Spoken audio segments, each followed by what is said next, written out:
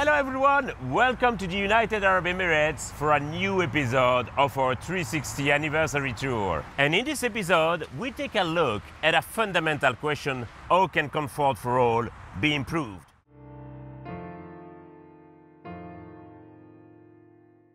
Nous citer, disons, les exemples qui vous incitent non pas à l'optimisme, mais qui tentent à montrer que la transition est possible ou en tout cas imminente. Je pense que ce qui est utile, c'est de regarder en détail les chiffres d'émissions dans de nombreux pays industrialisés aujourd'hui. On a vu les chiffres pour la France, moins 5,8%. Alors évidemment, ce n'est pas suffisant.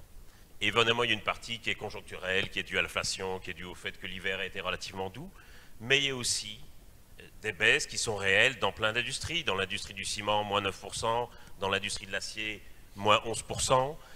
Il y a aussi le déploiement des véhicules électriques qui fait que pour la première fois, les émissions de transport sont en légère baisse, moins 3,4%.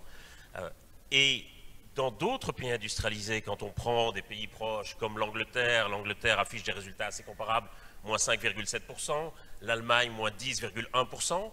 Et donc évidemment, on n'est encore qu'au tout début du chemin, mais ce que ces chiffres indiquent malgré moi, c'est qu'il est possible de baisser ces émissions, et que donc l'idée que les émissions puissent baisser dans certains pays, ce n'est pas un fantasme absolu. C'est l'effet de plein de facteurs, des facteurs conjoncturels, certaines politiques publiques, il faut pouvoir le dire, des efforts de sobriété dans certains domaines, et notamment dans le chauffage, des innovations technologiques, des changements de comportement.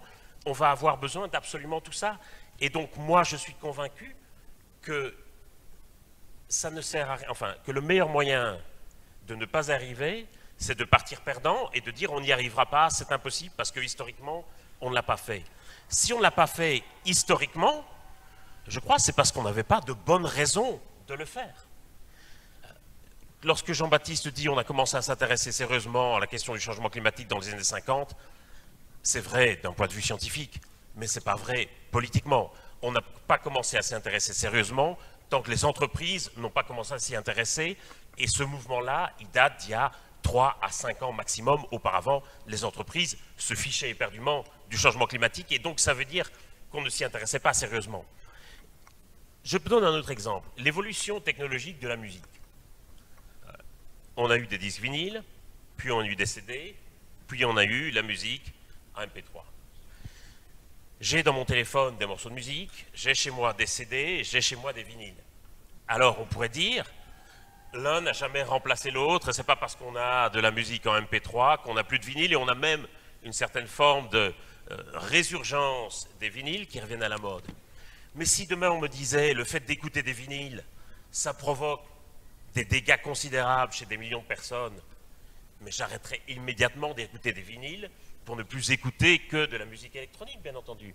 Et donc, je crois qu'il y a cette dimension politique dans ton analyse qui fait que si on n'a jamais remplacé une énergie par une autre, ce qui était historiquement incontestable, c'est parce qu'on n'a jamais eu de bonnes raisons de le faire.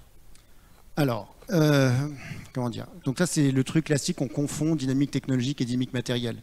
Il s'avère que consommer de la musique numérique est beaucoup plus émetteur que CO2 que consommer des musiques vinyles. Le problème, c'est que quand tu fais ce genre d'analogie, tu retombes dans cette erreur, en fait. Ce que je veux dire, c'est les dynamiques matérielles ne sont pas les mêmes que les dynamiques technologiques. Je te donne un exemple. Les lampes à pétrole, tu vas me dire, plus personne s'éclaire avec des lampes à pétrole, hein, grâce à l'électricité. Il s'avère que les phares de nos jours, les simples phares des voitures consomment 2 fois plus de pétrole que tout ce que le monde entier consommait en 1900 quand tout le monde s'éclairait au pétrole.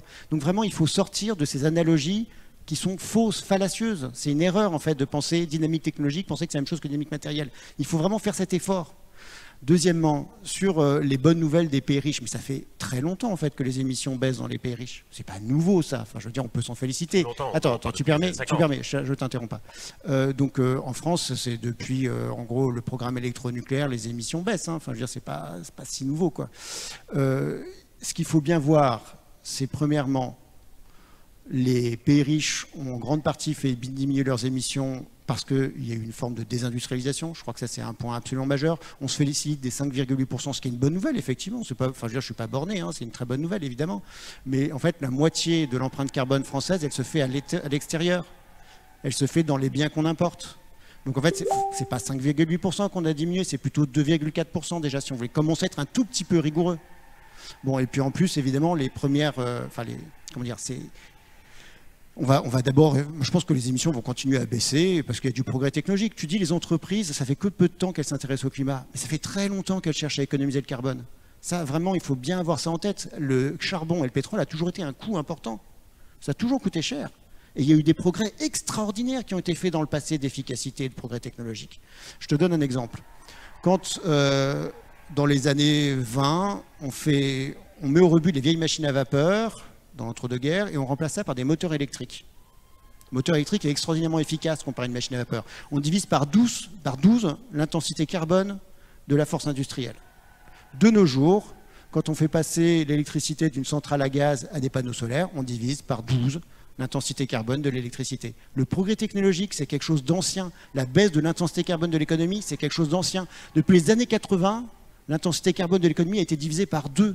On émet 2 fois moins de CO2 pour faire $1 de PNB. Est-ce que les émissions ont baissé? Non. Donc vraiment, c'est bonne. Enfin, moi, je ne suis pas du tout contre les renouvelables. Je trouve ça très très bien, c'est formidable. Mais ça ne fait pas simplement une transition énergétique. Ça diminue l'intensité carbone de l'économie. Je crois qu'un petit peu de rigueur, quand on parle de choses aussi importantes, c'est clé. Et c'est très important de présenter les choses comme ça, parce que quand on dit ça fait baisser l'intensité carbone de l'économie, ça laisse sur la table la taille de l'économie, donc le niveau de production, et donc la question clé de la répartition des émissions de CO2. Parce que si on dit, bah oui, on va faire une transition énergétique, on va sortir des fossiles. Dans ce cas-là, on peut imaginer une économie en croissance ad vitam aeternam qui n'atteindra plus le climat, qui ne changera plus le climat. D'accord? Mais ça, c'est une illusion technologique. Donc vraiment, je crois que c'est très important de rester rigoureux sur les termes, sur les concepts. Moi, je ne me pose pas la question de quel est le discours que je dois tenir à un tel ou un tel, en fait. Je crois vraiment qu'il y a eu une confusion importante en sciences sociales entre le normatif et le descriptif. On a mis beaucoup trop tôt la question du normatif, qu'est-ce qu'il faut faire, quel discours il faut tenir. Résultat, on n'analyse pas les choses convenablement. Et vraiment, ça me semble vraiment un vrai problème qu'il y a eu depuis les années au moins 2000, quoi.